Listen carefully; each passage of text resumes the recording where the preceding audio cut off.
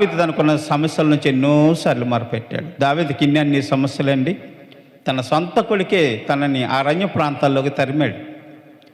ఏ కొడుకైనా తండ్రిని అలా తరిమితే తండ్రే పారిపోవాల్సిన సమయాలు వస్తే మరి తండ్రికి ఎంత బాధగా ఉంటుంది. నా కడుపును బుడ్డని పిల్లలే నన్ను తరిమేరే, నేను ఎక్కడికి పోవాలి, ఎవరిని ఆశ్రయించాలి, నాకు ఎవరు అన్నం పెడతారు, ఎవరు నాకు సహాయం ఇస్తారు, ఎవరు నాకు తోడుగా ఉంటారు అని దావీదు వాపోయిన సమయాల్లో మొర్రపెడుతూ ఏడుస్తూ ఆ పర్వతం ఎక్కి ఏడుస్తూ అంటున్నాడు, నాకు సహాయం ఎక్కడి నుంచి వస్తుంది నాయన, ఎవరిస్తారు నాకు సహాయం, మా ఇంటి పక్క వారు నాకు సహాయం ఇవ్వరు, ఈ దేశంలో నా రాజులు నాకు సహాయం ఇవ్వరు, అధికారులు నాకు సహాయం ఇవ్వరు, అందరి సహాయం కంటే నీ సహాయం గొప్పది, నీకు మొర్ర పెడితే ఖచ్చితంగా నాకు సహాయం దొరుకుతుంది, కొండల తట్టు కన్నులెత్తి నన్ను నాకు సహాయం ఎక్కడి నుంచి వస్తుంది నాయన, నీ దగ్గర నుంచే నాకు సహాయం రావాలి, నీ వల్లనే నాకు సహాయం కలవాలి, నువ్వు సహాయం చేస్తేనే నాకు సహాయం దొరుకుతుంది నాయన, ఈ రోజున జ్ఞాపకం చేసుకోమని దావీదు దానికున్న విశ్వాసమును పట్టి మొరపెడుతూ ఉన్నాడట, ప్రభుకు మొరపెడుతున్నాడు.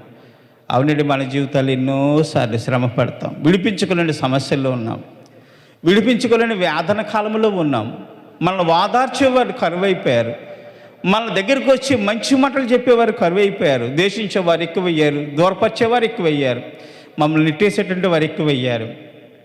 ఆ సమస్య మన చుట్టూరు తిరిగి ఎప్పుడు కూడా వేదన కలిగించే సమస్యలు మన చుట్టూరు తిరుగుతూనే ఉన్నాయి. మనం ఎవరికి మొరపెడదాం, ఎవరి దగ్గర బ్రతమాలుకుందామండి? మన సమస్యలు తీర్చేది ఎవరు? రాజులు మన సమస్యలు తీరుస్తారా? అధికారులు మన సమస్యలు తీరుస్తారా? మనుషులు మన సమస్యలు తీరుస్తారా? డబ్బు మన సమస్య తీరుస్తుందండి? ఆస్తులు మన సమస్యలు తీర్చాయా? మన సమస్యలు ఏవి తీర్చవండి. మన సమస్యలు తీర్చే నాదుడు ఒక్కడే.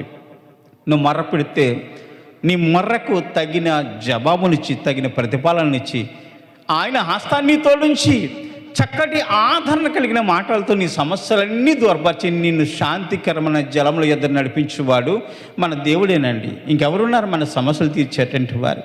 ఎన్నో సమస్యలు పడుతుంటాం, ఉద్యోగ విషయాల్లో సమస్యలు పడేటువంటి వారు అనేక మంది. అయ్యో నాకు ఉద్యోగం లేదే, ఎన్నో దినాలు అయింది, ఎన్నో దినాల నుంచి నేను దేవుని దగ్గర మొరపెడుతున్నా, మొరవింటలేదు అని వాపేటువంటి వారు కొంతమంది. ఇప్పుడు నీకు దొరకలేదంటే, ఇప్పుడు నీకు ఇవ్వలేదంటే దేవుడు ఎంతకంటే ముందుగా నీ కొరకు ఒక మంచి ఉద్యోగాన్ని దేవుడు సిద్ధపాటు చేసి ఉంచాడు. మరికొంతమంది రోగంతో విడుదల పొందలేక ఏడ్చేటువంటి వారు చాలామంది. అయ్యో నా రోగం తగ్గటం లేదు, ఎన్ని డబ్బులు పోసానండి, ఎంతమంది డాక్టర్ల దగ్గర తిరిగానండి, ఎంతమంది దగ్గర బ్రతిమాలేనండి, నా రోగం పోవట్లేదండి అని ఏడ్చేటువంటి వారు. దేవుడి సన్నిధానంలో మొర్ర పెట్టినప్పటికీ నా రోగం తీరటం లేదండి. విశ్వాసంతో ప్రార్థన చేస్తే ఖచ్చితంగా మొర్రపెడితే నీ మొర్రను విన్న దేవుడిని స్వస్థపరచగల సమర్థుడు.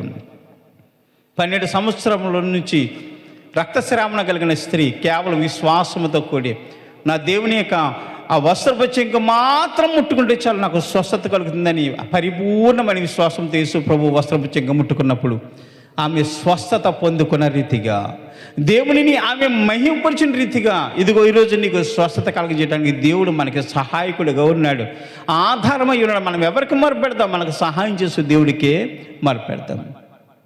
మనుషుల దగ్గరికి వెళ్ళి మొరపెడితే వారు మన మాట వింటారు, కాసేపు వాదార్పునివ్వచ్చేమో, ఆ వాదార్పు పరిపూర్ణంగా మన దగ్గర ఉండదండి. కొన్ని రోజులు పోయిన తర్వాత మనల్ని సేదరించుకుంటారు. ఎప్పుడు చూస్తున్నా ఇదే సమస్యలు, ఎప్పుడు చూస్తే మనతో ఏదో చెప్తూనే ఉంటుందని నిన్ను అసహించుకొచ్చుకుంటారు. నా దేవుడి దగ్గర ఎన్నిసార్లు మొరపెట్టినా నేను వినను అని మొండికేసేవాడు కాదు, నేను సహాయము చేయనని చెప్పేటంటే వాడు కాదు. నువ్వు ఎన్నిసార్లు మొరపెట్టినా, ఎన్నిసార్లు ప్రార్థించినా, ప్రతి ప్రార్థన నీ మొర విని నీకు సహాయం చేయడానికి, ఆయన సమయాన్ని బట్టి నిన్ను ఆదరించడానికి సిద్ధంగా ఉన్నాడు. ఇందుని బట్టి మనం స్తోత్రం చెల్లిందాం. హల్లెలూయా, హల్లెలూయా. మనం దేవుని అందు విశ్వాసం ఉంచే బిడ్డలుగా ఉండాలి. చాలాసార్లు మనం దేవుని నమ్ముకున్నప్పుడు, దేవుని నమ్ముకుని నడుస్తున్నప్పుడు, దేవుని నమ్ముకున్న వీడికే స్వస్థత లేదు, దేవుని నమ్ముకున్న వీడే సమస్యలతో వేగిపోతున్నాడు, దేవుని నమ్ముకుని బైబిల్ పట్టుకుని ఊరంతా తిరిగే వీడికే తినటానికి అన్నం లేదు, సరైన వస్త్రాలు లేవు, సమస్యలతో విసిగి వేసాడుతున్నాడు, అందరి దగ్గరికి వెళ్ళి సహాయం చేయమని అడుగుతున్నాడు. ఇటువంటి వాడికి విడుదల లేనప్పుడు వాళ్ళ దేవుని దగ్గరికి వెళ్తే మనకేమి వస్తుంది? దేవుడు ఖచ్చితంగా మనల్ని స్వస్థపరుస్తాడంటవనే అవిశ్వాసంలో ఉన్నవారు సైతం కూడా మనం గేలి చేస్తున్నప్పుడు మనం ఏం చేయాలి? మనం కోల్పోయిన విశ్వాసాన్ని తిరిగి కూడగట్టుకోవాలి. కోల్పోయిన మన ఆత్మవిశ్వాసాన్ని తిరిగి మన హృదయంలో నింపుకోవాలి. దేవుడు చేసిన ఆశ్చర్యకార్యములు ఒక్కొక్కటి జ్ఞాపకం చేసుకోవాలి. పరిశుద్ధ గ్రంథం తీసుకుని మరొక్కసారి మొరపెట్టడం మొదలుపెట్టాలి. నాయనా, నేను దిగజారిపోయిన విశ్వాసం నుంచి నన్ను వెతికి రక్షించినైనా తిరిగి నన్ను నిలబెట్టు, నా సమస్యల నుంచి నన్ను విడుదల చేయని దేవునికి ప్రార్థన చేస్తే చేయకుండా ఉంటాడా? ఆలోచించని ప్రియులారా, మనుషులు వదిలేస్తారు, దేవుడు వదిలేటువంటి వాడు కాదు. మనుషులు అర్ధాంతరంగా రోడ్డు మీద వదిలేస్తారు, మనుషులు అర్ధాంతరంగా నిన్ను అన్యాయం చేస్తారు, మనుషులు నిన్ను ఇంకా సమస్యల్లోకి నింపుతారు, మనుషులు ఇంకా నిన్ను వ్యాధులకు గురి చేస్తారు. నీ మాట వినరు, దేవుడు నీ మాట వింటాడు, నిన్ను సమస్యల నుంచి బయటకు తీస్తాడు. దేవుడు నీ వేదన కాలం నుంచి గట్టెక్కిస్తాడు. అయితే నువ్వు మర్ర పెట్టడమే ఆకారు. నువ్వు మర్ర పెట్టడం నేర్చుకో, దేవుని దగ్గర నీ శ్వాసంతో ఉండటం నేర్చుకో. దేవుడు అంటున్నాడు, ఇదిగో నాకు మర్ర పెట్టు, నేను నీకు ఉత్తరం ఇస్తాను. దేవునికి స్తోత్రం. నువ్వు మర్ర పెట్టు, నేను నీకు ఉత్తరం ఇస్తాను, నేను నీతో మాట్లాడతాను. నేను మాట్లాడే దేవుని, నీ సమస్యలనే నాకు తెలుసు. అయితే నువ్వు మొర పెట్టట్లేదు కాబట్టి నీ సమస్యలు నేను వింటలేదు. నువ్వు మొర పెట్టడం నేర్చుకున్నావా? నా దగ్గర ఎప్పుడన్నా అడిగావా? అడిగింది అమ్మాయిని పెట్టదు కదండి, అడిగితేనే అమ్మ పెడుతుంది. ఆకలేస్తుందంటే అమ్మ కేకేసి అన్నం పెడుతుంది. మనం అడగలేని స్థితిలో ఉంటాం. ఏ సమయంలో? చిన్న పిల్లలుగా ఉన్నప్పుడు, పాలు తాగే వయసులో మనం ఆకలిగా ఉన్నప్పుడు మనం ఏడిస్తే అప్పుడు కూడా ఏడుపుని బట్టి అమ్మ పాలిస్తుంది, అన్నం పెడుతుంది. ఆలోచిందా, మనం మొరపెట్టే బిడ్డలుగా ఉండాలి. నీ యందు నమ్మిక ఉంచి సిగ్గుపడకపోయి. దేవుని యందు నమ్మిక ఉంచిన వాడు ఏ ఒక్కడు కూడా సిగ్గుపడాడు. యేసయ్యను నమ్మిన వాడు ఏ ఒక్కడు కూడా సిగ్గుపడాడు.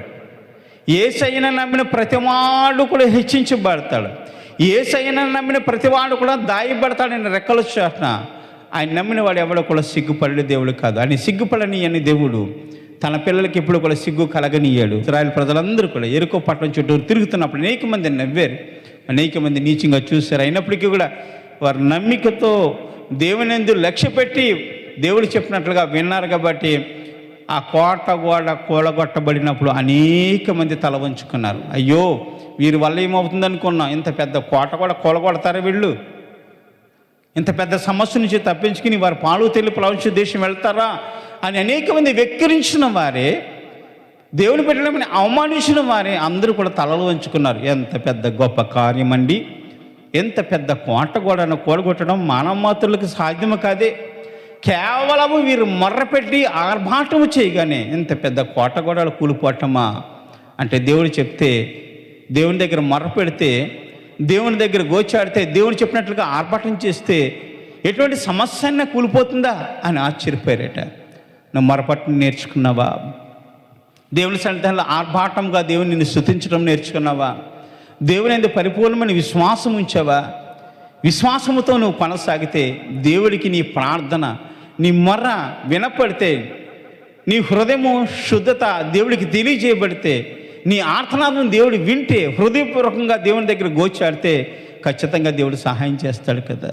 నువ్వే సమస్యతో ఉన్నావో, ఏ వేదనతో ఉన్నావో, ఏ బాధతో ఉన్నావో, చెప్పుకోలేని సమస్యలు ఇరుక్కుపోయి ఉన్నావేమో, ఎవరికి చెప్పుకోలేని భయంకరమైన వ్యాధుల్లో నిండిపోయి ఉన్నావేమో, ఈరోజు నువ్వు మొరపెట్టడం నేర్చుకో. నాయనా, నేను నీ దగ్గర మొరపెడుతున్నాను నాయన, మాకు సహాయం ఇవ్వండి. మిమ్మల్ని నమ్ముకున్న దాసులము, నేను నమ్ముకున్న పిల్లలము నాయన, మాకు సహాయం చేసేవాళ్ళు లేడు. నీవు తప్ప మాకు వేరే ఆధారము లేదయ్యా, సహాయం చేయమని ప్రార్థన చేసే అనుభవం కలిగి రోజున దేవుని దగ్గర మొరపెడతామా?